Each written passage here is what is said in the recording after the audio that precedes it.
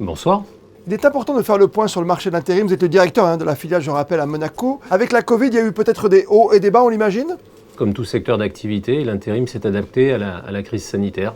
La crise sanitaire qui nous préoccupe encore aujourd'hui. Est-ce qu'il y a beaucoup d'offres d'emploi déjà à Monaco, par exemple, dans le secteur de l'intérim, et notamment chez vous? On a des offres d'emploi tout à fait régulières dans beaucoup de domaines d'activité et certains qui sont leaders, comme le BTP par exemple en ce moment. C'est aujourd'hui un intérim, j'allais dire presque digital, avec le télétravail à Monaco. Le télétravail a été une des solutions mises en place avec l'accord des autorités monégasques et de la direction du travail qui a apporté cette souplesse pour l'intérim et pouvoir, bien sûr les secteurs d'activité où le télétravail est possible, autoriser les intérimaires à rentrer dans ce dispositif. Le secteur le plus demandeur aujourd'hui à Monaco?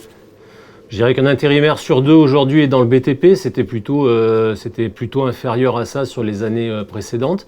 Donc 1 sur 2 dans le BTP et le reste des activités sont couvertes au niveau du tertiaire, de la banque, de l'industrie. Tous les secteurs sont représentés, en tout cas on est présent sur tous les secteurs pour aider les entreprises à recruter. Au regard des travaux à Monaco, on peut imaginer, vous l'avez dit, vous venez de le confirmer, que le BTP est le secteur numéro 1. Est-ce qu'il y a une pénurie dans ce domaine ou pas?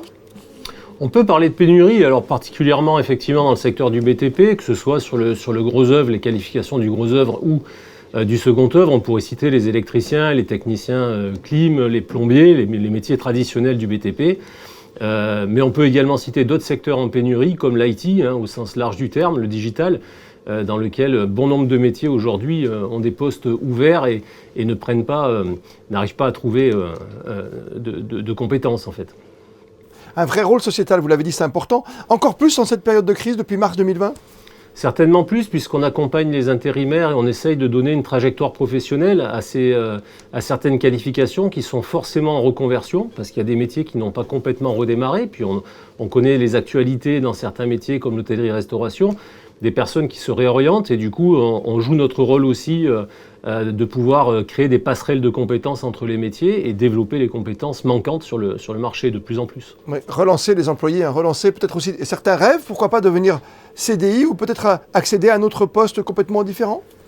En fait, on a vraiment deux types d'intérimaires. Il y a les intérimaires qui sont en attente de retrouver un CDI ou un CDD. Donc leur objectif, c'est effectivement d'aller sur des missions qui vont se terminer par un emploi. L'intérim est toujours un tremplin pour l'emploi, on l'a dit, pas seulement pour les jeunes, mais pour tout type de personnes qui vont rechercher. Et puis ensuite, on a une deuxième catégorie d'intérimaires qui, eux, font de l'intérim par choix. Ça peut être tout simplement sur des métiers aujourd'hui, découvrir de nouveaux métiers pour certaines personnes, aller voir différentes entreprises. Vous avez un exemple, peut-être sans être indiscret, de réussite d'un parcours particulier que vous avez pu suivre, vous, par exemple, chez Adecco à Monaco?